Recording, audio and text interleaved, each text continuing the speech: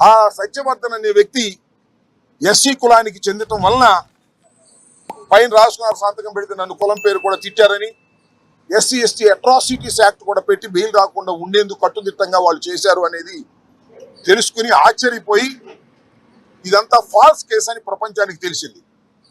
దానిలో తెలుగుదేశం వారు, లోకేష్ గారు, చంద్రబాబు నాయుడు గారు వీళ్ళందరూ కుట్ర చేసి ఈ సత్యవర్ధన్ తమ్ముడు అన్న అరుణ్ అనే ఆయన్ని వాళ్ళు పట్టుకుని మా తమ్ముడి చేత బెదిరించి కిడ్నాప్ చేసి వంశీ వీళ్ళందరూ కూడా ఈ తప్పుడు స్టేట్మెంట్ మ్యాజిస్ట్రేట్ దగ్గర ఇప్పించారని ఒక కట్టు కథను అల్లి అది కేసు పెట్టి తెల్లారి అరెస్ట్ చేశారంట. ఇది విచిత్రమైన విషయం. ఇంతకన్నా దారుణమైన విషయం మరొకటి ఉండదని కూడా ఈ సందర్భంగా మనవి చేస్తున్నాను. వంశీ తెలుగుదేశంలో గెలిచాడు, తరువాత వైఎస్ఆర్సీపీలోకి వచ్చి పోటీ చేశాడు. అందువల్ల వంశీ మీద చంద్రబాబు నాయుడు గారు అదేవిధంగా లోకేష్ గారు కక్ష కట్టారు. మా పార్టీలో గెలిచాడు, మా పార్టీలో గెలిచి వైసీపీలోకి వెళ్ళి పోటీ చేశాడు, మమ్మల్ని అనేక సందర్భాల్లో విమర్శించాడు. మా పార్టీలో ఉండి మా సామాజిక వర్గానికి చెందినటువంటి వ్యక్తి మమ్మల్ని దూషించడం ఏమిటి, మమ్మల్ని రాజకీయ విమర్శ చేయటం అనేది ఏమిటి అని కక్షగట్టి అనేక పర్యాయాలు వారి ప్రభుత్వం అధికారంలోకి వచ్చిన తర్వాత దాడులు చేయడానికి ప్రయత్నం చేశారు. కొన్ని సందర్భాల్లో వంశీని ఎలిమినేట్ చేయాలని కూడా ప్రయత్నం చేసినటువంటి విషయాలు నేను మీకు ప్రత్యేకంగా చెప్పవలసిన అవసరం లేదు. ఎన్నోసార్లు అరెస్ట్ చేయాలని ప్రయత్నం చేసినా న్యాయస్థానానికి వెళ్లి వంశీ ప్రొటెక్షన్ తెచ్చుకోవడంతో ఇవాళ సడన్ గా నిన్న సాయంత్రం మొన్న ఉదయం కేసు రిజిస్టర్ చేసి ఆ కేసుని ఇంకా ఆన్లైన్ లో అప్లోడ్ కూడా చేయకోకుండా అరెస్ట్ చేసి తీసుకొచ్చి ఇవాళ కోర్టులో ప్రొడ్యూస్ చేయాలని అనుకున్నారు. రాత్రి లోపల కోర్టులో ప్రొడ్యూస్ చేస్తారు. చట్టం తన పని తాను చేసుకెళ్తుంది. ఇది అన్యాయం. పోలీసు వారు తెలుగుదేశం పార్టీ వారితో కుమ్మక్కై వంశీని అరెస్ట్ చేశారనే విషయాన్ని డీజీపీ గారికి చెప్పే ప్రయత్నం చేస్తున్నాం. తన సీటు తాను గెలుచుకోలేని పరిస్థితిలో ఉన్నాడు. సో ఆయన మతిస్థిమితం లేకుండా మాట్లాడుతున్నాడేమో ఓడిపోయిన బాధలో నేను అనుకుంటున్నాను.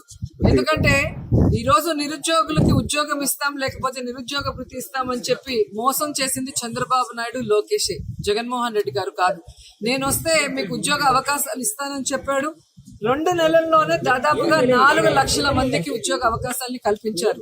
అది గ్రామ వాలంటీర్లు కానివ్వండి 2.5 లక్షల మంది, అలాగే సచివాలయంలో 1.5 లక్షల మందికి ఉద్యోగ అవకాశాలు కల్పించారు. అంటే ఏ విధంగా ఈ రాష్ట్ర నిరుద్యోగుల మీద జగన్మోహన్ రెడ్డి గారికి ప్రేమ ఉంది అనేది స్పష్టంగా అర్థమవుతుంది. అదే కాకుండా పరిశ్రమలు రావాలి, పరిశ్రమలో స్థానికులకి అవకాశం కల్పించాలి అని చెప్పి సాక్షాత్తు అసెంబ్లీలోనే మరి చట్టాన్ని తీసుకొచ్చారు. అంటే మరి ఉద్యోగస్తుల్ని ఎలా బయటకు తరలిస్తారో ఒకసారి మరి లోకేష్ కూడా ఆలోచించాల్సిన అవసరం ఉంది. వాళ్ళకి నిజంగా ఎన్ని ఉద్యోగాలు ఇచ్చారో చెప్పడానికి కూడా వాళ్ళ దగ్గర ఇచ్చిన దాఖలాలు లేదు కాబట్టి వాళ్ళ వెబ్సైట్ లో కూడా పెట్టుకోలేని పరిస్థితి.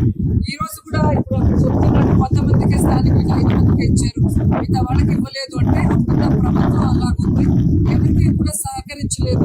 ఓన్లీ వాళ్ళకి దేశ విదేశాలకు వెళ్ళడం, పెద్ద వాళ్ళని తీసుకురావటం, వాళ్ళ ద్వారా లంచాలు దోచుకోవటం, సో వాళ్ళకి ల్యాండ్స్ ఇవ్వటమే తప్ప స్థానికులకు ఉద్యోగ అవకాశాలని కల్పించాలి, భూములు కోల్పోయిన వాళ్ళకి కల్పించాలి అన్న ఆలోచన గత ప్రభుత్వానికి లేకపోవడం వల్ల ఇది దురదృష్టం. కానీ జగన్మోహన్ రెడ్డి గారు ఖచ్చితంగా చెప్పడమే కాకుండా చట్టాన్ని కూడా చేశారు. దాన్ని ఇంప్లిమెంట్ చేసే విధంగా వాళ్ళకి ట్రైనింగ్స్ కూడా ఇప్పిస్తున్నారు. ఎందుకంటే ఫ్యాక్టరీస్ ఇన్ని వేల కోట్లు పెట్టి వాళ్ళు సరైన సిబ్బంది లేనప్పుడు మనం వాళ్ళ మీద రుద్దితే వాళ్ళు కూడా పారిపోయే పరిస్థితి ఉంటుంది. కాబట్టి వారికి అనుగుణంగా ట్రైనింగ్స్ కూడా ఇప్పించి వాళ్ళందరినీ కూడా రిక్రూట్ చేసే అవకాశం ఉంది. అండ్ ఈ రోజు అనంతపూర్ జిల్లాలో మీరు చూస్తే ఇవన్నీ కూడా పంటలు పంటని భూములు.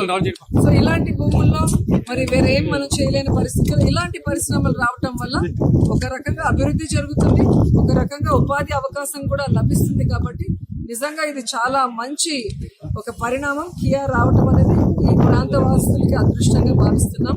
అండ్ ఈ రోజు ఆ కార్ లాంచింగ్ మా అందరి చేతుల మీద జరగటం కూడా అదృష్టం. కొట్టాలు పడితే కింద నుంచి పై దాకా కొడితే చంద్రబాబు గారు చెప్తాడు. కాబట్టి ఒళ్ళు దగ్గర పెట్టుకుని చంద్రబాబు, లోకేష్ మాట్లాడాలి. నీ పిచ్చ కుక్కల్ని పంపించి వాళ్ళని వీళ్ళని అరే కొడాలని నా కొడక నీ కొడక అంటే నా కొడక చంద్రబాబు మేము అనలేము నిన్ను. నీ వయసు ఎంత? 75 సంవత్సరాలు. మా వయసు 50 సంవత్సరాలు. నువ్వంటే నా బొచ్చు పడుతుంది, నాకేం కాదు. సిగ్గులేని వెధవ. జగన్మోహన్ రెడ్డి గారి గురించి ఎక్కువ తక్కువ మాట్లాడితే నీ గొడ్డలోడ తీసి రోడ్లెమ్మడి పరిగెత్తిచ్చే రోజులు త్వరలోనే ఉన్నాయి, దగ్గరలోనే ఉన్నాయి. జగన్మోహన్ రెడ్డి గారు చూస్తా ఊరుకుంటున్నాడు. జగన్మోహన్ రెడ్డి గారు ఏమీ మాట్లాడు. జగన్మోహన్ రెడ్డి గారు దేవుణ్ణి నమ్ముతాడు, ప్రజలు నమ్ముతాడు. ఇటువంటి పిచ్చ ఒక్కలు మరుగుతూ ఉంటాయని చెప్పి చూస్తా ఊరుకుంటాడు అనుకుంటున్నామేమో. ఆయన ఊరుకోవచ్చు, మేమందరం వదిలేస్తాం అనుకున్నాము నిన్ను. వాడు చెబుతాడు లోకేష్, మా అమ్మను అవమానించారు. వీళ్ళ అమ్మ ఒకటే ఆడదా? భారతమ్మ ఆడదు కదా, విజయమ్మ ఆడదు కదా, మా భార్య పిల్లలు ఆడవాళ్ళు కదా. నీ ఐటీడీపీలో సోషల్ మీడియాలో పెట్టి పోస్టింగ్లు ఎంత ఏంటారు లోఫాట్ నా కొడకల్లారా? ఆ పోస్టింగ్లన్నీ ఏంటారు? నువ్వు కదా నీ సోషల్ మీడియాలో పెట్టేవి. ఐటీడీపీ అంటే నీది కదా. మీ ఇష్టం వచ్చినట్టు పోస్టింగ్లు పెడతారు, మీ ఇష్టం వచ్చినట్టు రోజు అని. పందికి డ్రెస్ చేస్తే ఎట్లా ఉంటుందని చెప్పి నేను తెలుగుదేశం పార్టీ ఆఫీస్లో మాట్లాడుతున్నారు.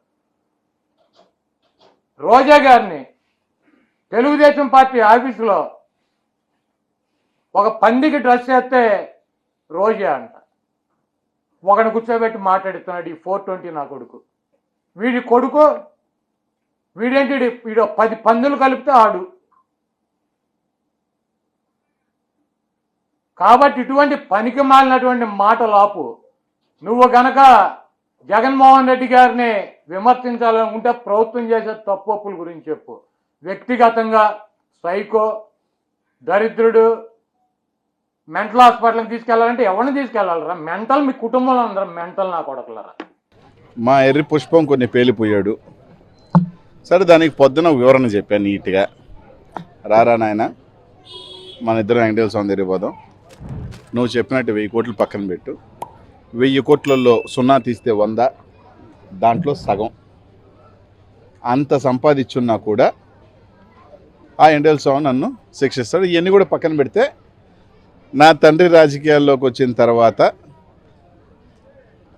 నేను రాజకీయాల్లోకి వచ్చిన తర్వాత నా తండ్రి ఇచ్చిన ఆస్తి కన్నా 1 రూపాయి కూడా పెంచి సంపాదించినా కూడా వెంకటేశ్వర స్వామి నన్ను చూసుకుంటాడు రా అని.